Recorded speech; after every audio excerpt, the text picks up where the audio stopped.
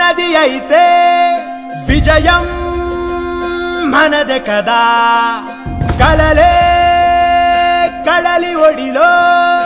అలలై ఎగిసే కదా ఈ విడి విడి అడుగులు ఒకటై పరుగులు పెడితే జగమంతా మన వెంటే జయమంటూ సాగదా ప్రతిమది తన గది విడిచి బయటికి రాగా ఈ హృదయం మిక విశాలమే కాదా మొదటి అడుగు ఇప్పుడే పడింది